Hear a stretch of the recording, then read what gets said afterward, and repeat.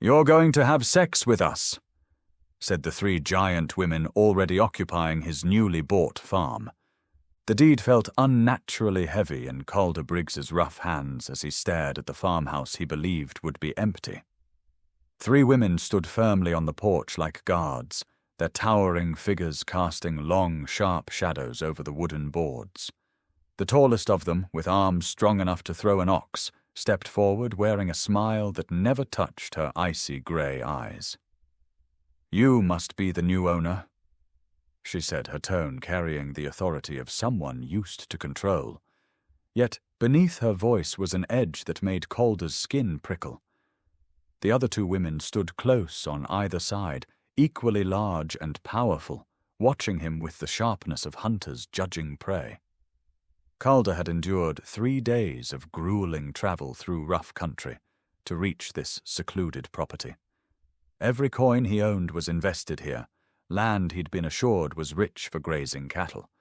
Solitude had been the attraction, an escape from the clutter of town life.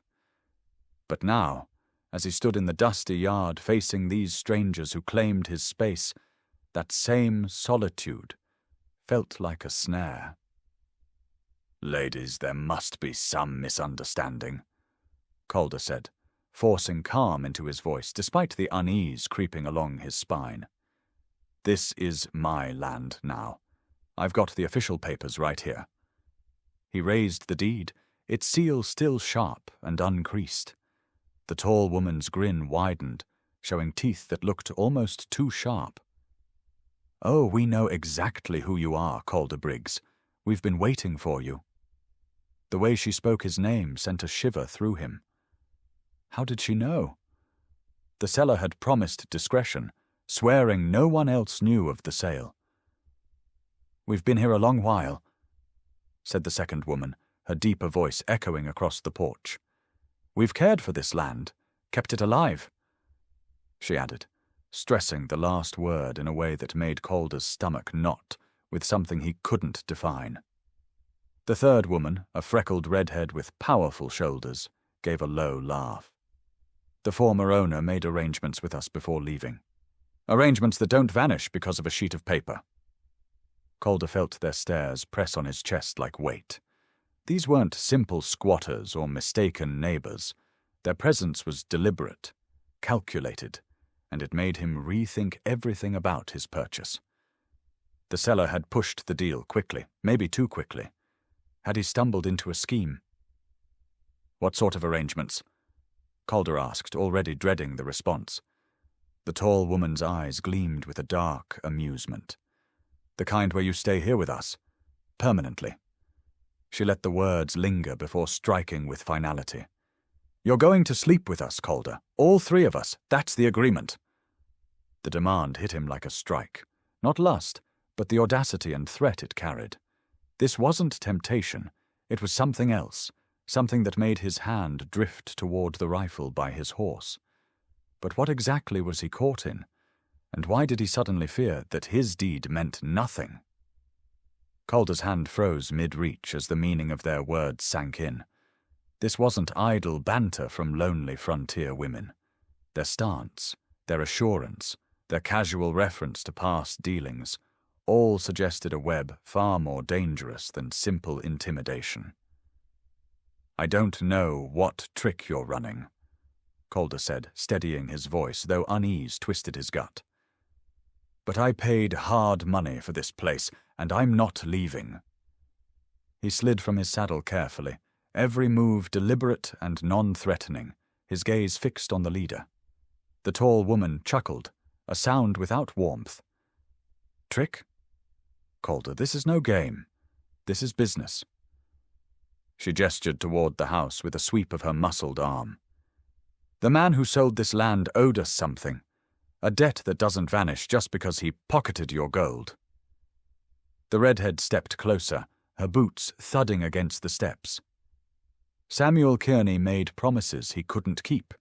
Said he'd work this land with us, be our partner in every way. When that failed, he vowed the next buyer would honor those terms." Her piercing green eyes locked on Calder with unnerving force. "That buyer is you." Panic twisted in Calder's chest. Samuel Kearney. That was the seller's true name. Though he'd introduced himself only as Sam, the details were too exact to dismiss as lies. How much did these women really know? Even if that's true, which I doubt, no man can pledge on behalf of another. Certainly not those kinds of pledges, Calder argued. The second woman, darker-haired and broad as a blacksmith, laughed. You truly don't understand how it works out here, do you? This far from law, from town, from any help, we make our own rules, our own arrangements. The way she lingered on that word made Calder's skin crawl. He was starting to see this was never just about money. Or land. These women had built their own system, their own authority, and somehow Calder's purchase had delivered him straight into their snare. The deed is valid, Calder insisted, though his certainty faltered. Filed with the territorial office, witnessed, sealed. Whatever Samuel Kearney promised you has nothing to do with me. The leader's smile finally dropped, replaced with something colder and infinitely more dangerous. Legal papers mean nothing out here when the nearest sheriff is 3 days away, and no one cares what becomes of a stranger. She stepped closer, and Calder felt just how imposing she was, easily 6 feet tall, her body hardened by years of labor. Besides, the redhead added, we have our own contracts. Samuel signed them, agreements that pass obligations to every new owner. She pulled a folded sheet from her pocket, and Calder's gut twisted as he recognized what looked like official stationery. The picture was forming. His investment wasn't a fair deal at all, but a carefully laid trap. Had Samuel Kearney intentionally sold him into some twisted arrangement? Was this entire sale designed to hand him over to these women and whatever scheme they ran? Yet beneath the intimidation, Calder noticed something else, an undercurrent he couldn't define. There was a tension in their stance, almost like longing, as if control and money weren't their only motives. The leader's eyes lingered on him, the redhead's posture betraying a subtle unease. Layers hid beneath the threats, and that mystery unsettled him more than an outright danger. The document in the redhead's hands looked genuine enough to make Calder's mouth dry. Even from a distance he saw the marks of signatures and an embossed seal. His thoughts spun into darker and darker possibilities. Had Samuel truly bound him through this property transfer? You're bluffing, Calder said, but his voice betrayed doubt. No court would enforce a contract that forces someone into whatever this is. The dark-haired woman descended the steps, her boots striking with authority. Who mentioned courts? Out here, we enforce our own justice. She moved with the fluid assurance of someone who had never lost a fight. Calder stepped back without meaning to. My name is Celine, the leader said, her voice softening as if introducing herself at a dinner table. This is Mara. She gestured to the dark-haired woman. And Katrin. The redhead gave a small wave, oddly both welcoming and menacing. We've been expecting you for weeks, Calder. Samuel described you perfectly. The ease with which they used his name sent another chill down his spine. How much had Samuel told them? What secrets of his life had he betrayed? Whatever he said about me, he had no right. I purchased this land in good faith. I don't owe you anything he promised. Celine's features softened, and for the first time Calder glimpsed a fragility beneath her severe demeanor. Good faith, she repeated, almost wistful. Refreshing. Samuel knew little of good faith, especially near the end. Her gaze searched Calder's face with unsettling focus. You're different. Quieter. Solid. Mara drifted to Calder's left, circling like a predator, yet her eyes carried an odd gentleness. Samuel charmed us at first, spoke of partnership, building something together. Within 3 months he was looking for escape. He used us, Katrin added, her voice thick with pain. Took advantage of our labor, our trust. She hesitated, then finished. Our affections. Then he sold the land we worked on and vanished with the coin. The puzzle was fitting together, yet the truth did nothing to ease Calder's fear. These women weren't mere squatters or con artists. They were women scorned, wounded by Samuel Kearney. And now they looked at Calder as either their deliverance or their revenge. "You see?" Selene said, stepping so close Calder caught the faint scent of lavender soap. "We have a rightful claim, not only to this land, but to what was promised, and then abandoned." Calder studied her face, noticing details he'd missed in his fear, the tightening of her jaw at Samuel's name, the tremor in her hands as she spoke of betrayal. Whatever had passed between them and his predecessor had cut deep. But there was something else, too, an intensity in her eyes that stirred something unwanted in him. Was there attraction buried beneath the threats? And worse, was he beginning to feel it in return? Silence stretched, thick with unspoken possibilities. Calder stood torn between rational fear and a strange pull toward these women who had derailed his future. There was magnetism in Selene's command, in Mara's steady power, in Catherine's fiery independence, something he could not ignore. "Show me this contract," Calder demanded at last, surprising himself, with the steadiness of his tone. "If Samuel bound me with it, I have a right to see every word." Catherine unfolded the parchment with careful hands, and Calder stepped closer. The sheet was heavy, costly, Samuel Kearney's signature etched clearly beside a notary's seal. But as Calder read, his confusion deepened. "This is a partnership agreement," he said, eyes lifting to Selene. "Farming operations, shared profits, and—" He faltered at a peculiar clause. "Mutual support and companionship for all involved." The wording was precise, binding, yet open to troubling interpretation. Samuel was clever with words, Mara said, coming to stand near Calder as he read. Her closeness rattled him more than the ink on the page. She stood close enough that her shoulder nearly brushed Calder's, carrying with her a scent both warm and grounding, like baked bread and summer rain. Samuel had made promises that sounded romantic, but were in truth business contracts, and sometimes the reverse. Selene studied Calder's expression as he absorbed the document. "This land has thrived under our care. We carved irrigation ditches, enriched the soil, built trade routes with towns 2 days' ride from here. Samuel enjoyed the fruits of our work for months before he decided to vanish." "But instead of honoring his word," Catherine interjected, her green eyes flashing, "he sold the property and left us with scraps, claiming his obligations passed to whoever bought it." Calder set the contract down slowly, his mind reeling with what it implied. These women had been more than Samuel's partners. They had been his workers, companions, and lovers in one tangled bond.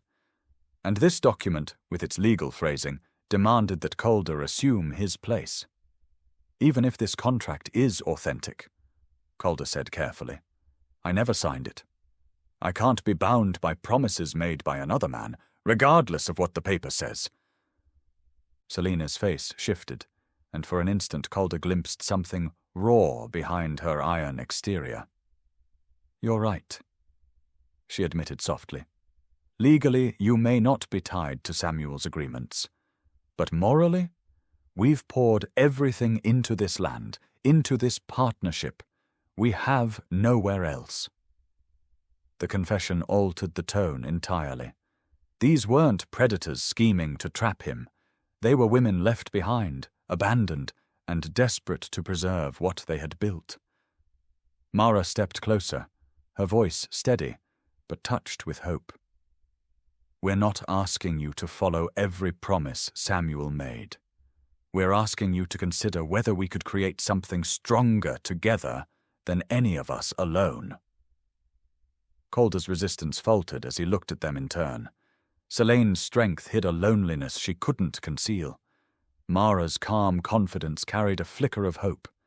Catherine's fire was rooted in wounds she guarded fiercely. "What exactly are you suggesting?" Calder asked, even as he realized the question crossed a threshold he might never return from. The three women shared a look, and Calder understood that his choice would shape not only his future but possibly his entire life. Celine stepped nearer, her presence now less menacing, softened by the pain she carried. "We're suggesting a true partnership," she said, her voice warmer than before. Not the half-hearted promises Samuel gave, but something genuine. "We work this land together, share in the profits equally, and—" She paused, holding his eyes. "We share our lives." Her words hung heavy between them, delicate and undeniable. Calder found himself seeing them differently now, past the intimidation, to the ache of loneliness that drove their bold gambit. They weren't luring him into a trap. They were offering him a way to save them, and perhaps himself. "The three of you," Calder said slowly, testing the idea. "Since Samuel left, you've been together?" The implication made his pulse pound with both curiosity and an uninvited desire. Mara nodded, color touching her cheeks. "We turned to each other when he abandoned us. At first for survival. Then it became something more, something real." Her honesty disarmed him, and Calder felt his carefully built defenses falter. Catherine stepped beside her companions, the three of them forming not a wall of opposition, but a unified presence that seemed strangely inviting. "We know how it sounds," she admitted, locking her green eyes on his. "Three women asking a stranger to join us in something few would understand. But out here, rules are different. We build our own families, our own bonds." Calder's mind raced through futures both reckless and profound. He had come seeking solitude, a clean slate. Yet what they offered was the opposite: connection, partnership, intimacy deeper than anything he had imagined. Logic urged caution, but another voice, long buried, whispered that this might be what he truly needed. "The physical side?" Calder asked, his tone rougher than he intended. What would that actually mean? The question lingered between them, charged with possibility. Celine's smile returned, real this time, reaching her eyes for the first time.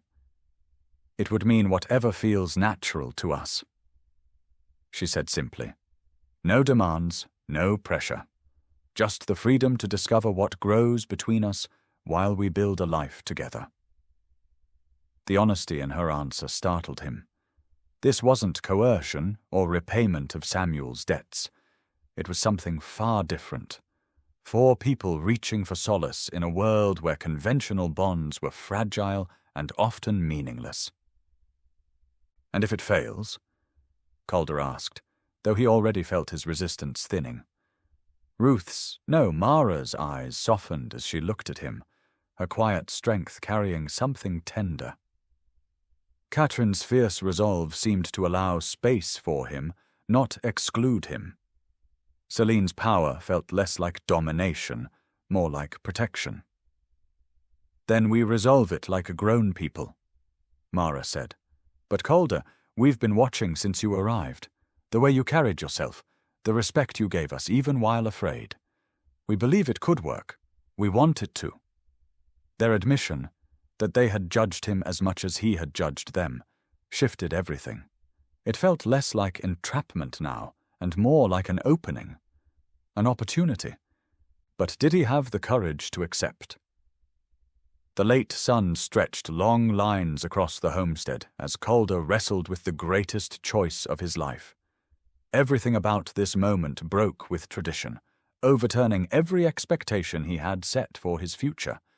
And yet, he couldn't deny the magnetism pulling him toward these three extraordinary women who had turned his world on its head. "I need to see what you've built here," Calder said at last, his practical side trying to steady him, though his chest raced with possibility. "If this is about partnership, I need to know exactly what I'd be stepping into. Marisol's relief was clear, though she tried to mask it beneath her practiced composure.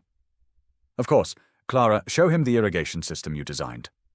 The pride in her tone when she praised Clara's work was unmistakable, and Calder couldn't help but be drawn to the quiet affection they held for one another. As Clara led him out towards the fields, Calder was stunned by the intricacy of the water system she had created. Channels cut with precision carried spring water into neatly arranged gardens and grain fields already showing strong yields. This took months of work, Clara explained, her hands motioning gracefully as she detailed the engineering obstacles she had solved. Jonas took the credit when merchants visited, but every detail was planned and carved out by us. The bitterness in her voice at Jonas's betrayal was matched by the fierce pride in her achievement. Isolde joined them near the livestock pens, where well-fed cattle grazed and a tidy chicken coop provided fresh eggs. We've secured trade with 3 neighboring settlements, she explained, her sharp mind clear in the way she discussed margins and seasonal needs. This farm isn't just surviving, it's flourishing. Calder found himself truly impressed by what they had built. This wasn't only a farm, it was a deliberate, efficiently run enterprise with the strength to support them all. More than that, it showed a unity of purpose he had never experienced. The house, Marisol said as they returned toward the main building, has 4 bedrooms. We've used 3, but we always hoped— She stopped short, leaving the rest unsaid. Stepping inside, Calder was struck by the warmth of the home. It wasn't lavish, but everything was sturdy, polished, and cared for. The kitchen was wide enough for group meals, the sitting room filled with cozy furniture arranged for company, and everywhere he looked, he saw the devotion poured into this place. "We're not asking for an answer today," Clara said gently as they sat. Her kindness softened her words. "It's a huge decision. You should be certain before agreeing to anything." But even as she spoke, Calder knew the choice had already settled in his heart. The attraction wasn't only physical, though he couldn't deny the rush when Marisol's hand brushed his arm, or the way Clara's smile made him feel seen in ways he hadn't before, or how Isolde's fiery self-reliance pulled him closer. More than desire, he felt belonging. These women had built something incredible together, and they were offering him a place within it. The risk was vast, but so was the reward. "What happens next?" Calder asked, and the 3 smiled knowingly, as if they heard the answer in his question. The future stretched open before them, uncertain but alive with possibility. For the first time in years, Calder felt truly alive. That evening, as they shared a meal they prepared side by side in the large kitchen, the tension eased into cautious hope. Calder found himself unexpectedly comfortable, drawn into talk of farming tricks, trading routes, and frontier struggles. The women moved around each other with seamless rhythm, their unity clear in every glance and completed task. "There's something else," Marisol said as dishes were cleared, her tone heavy enough to silence the room. "Jonas left us with more than broken promises. He left us debts." The revelation hit Calder cold. "What kind of debts?" he asked, setting down the cup he held. Isolde pulled out a worn ledger, her face grim. "Supplies ordered and never paid. Tools bought on credit. He used our reputation to secure goods, then vanished before the bills came due." She opened the book, numbers filling the pages, and Calder's gut sank. "How much?" he asked, though he dreaded it. "Enough to ruin us if unpaid," Clara admitted softly. "The merchants have trusted us, but their patience is running out. If we can't settle soon, everything is lost." Calder examined the figures, his mind shifting into calculation despite the emotional storm. The debt was heavy, but not beyond reach, given the thriving systems he had just seen. And their honesty struck him hardest. They could have hidden it, but instead they revealed everything before he committed. "Jonas really gutted you," Calder muttered, anger at the absent man boiling up. "But these debts, they can be handled with the right planning." Looking up, he saw all three watching him closely. "I've got capital from selling my last holdings, enough to settle this and invest further." Relief flashed across their faces. Marisol's stoicism broke as long-held tears finally fell. Clara clasped his hand tightly, gratitude in her eyes. Isolde only gave a single nod, but her gaze revealed volumes about what his words meant. "But I have conditions," Calder continued, his voice firming with resolve. "If we do this, we do it properly. Legal partnership documents, clear outlines of duties and decision-making." He paused, letting his gaze rest on each of them in turn. "And we give the personal side time to grow on its own. No pressure, no expectations beyond what feels right to all of us." Marisol brushed away her tears, her smile now steadier than before. "That's all we've ever wanted, Calder. A real partnership with someone who respects us as equals, not possessions or conveniences." As night settled in, they sat together, sketching out their future, and Calder realized that the day that had begun as his worst might actually mark the beginning of his best. 3 months later, Calder stood in the same yard where he had first met the 3 women who would change his life forever.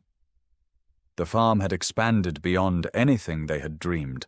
More livestock, upgraded irrigation, trade routes that spanned 3 territories. More than growth, though, the 4 of them had found a balance that worked both in business and in their hearts. Marisol had become his closest partner in strategy, her natural authority blending seamlessly with his financial insight. Their bond had deepened slowly, built on respect, and blooming into an affection neither had expected. Clara's quiet wisdom and inventive ideas made her indispensable, and their shared work often grew into a connection as easy as breathing. Isolde had been the slowest to trust again, but her fierce devotion and passionate nature had eventually overcome her guardedness. The morning she kissed him, sudden and unplanned as they fixed fence posts side by side, had been a turning point for them all.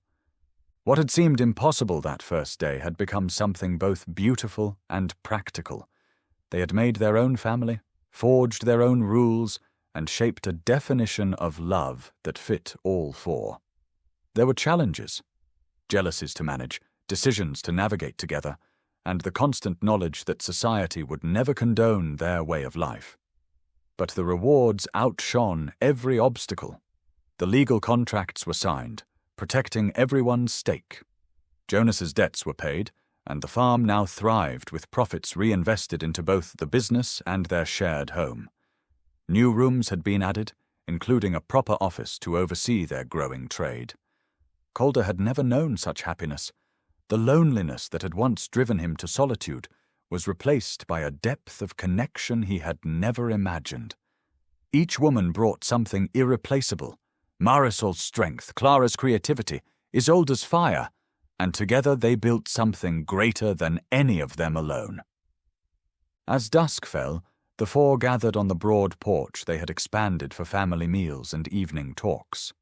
The view stretched over thriving fields and pastures, living proof of their shared success. "Any regrets?"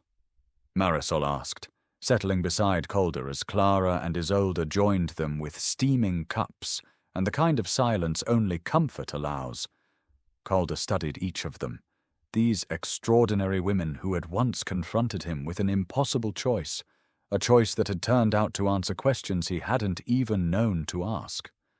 The ordinary life he had once envisioned seemed hollow compared to this vivid reality they had created together. "Only one," he said, drawing surprised looks from the 3. "I regret that it took Jonas Wren's betrayal to bring us together. We could have been building this much sooner." Their laughter rang into the evening air, the sound of people who had found their place. In a world that demanded uniformity, they had chosen connection. In a society that clung to convention, they had forged their own definition of love. And in that choice, they discovered something enduring, something that would carry them through whatever trials the frontier placed in their path.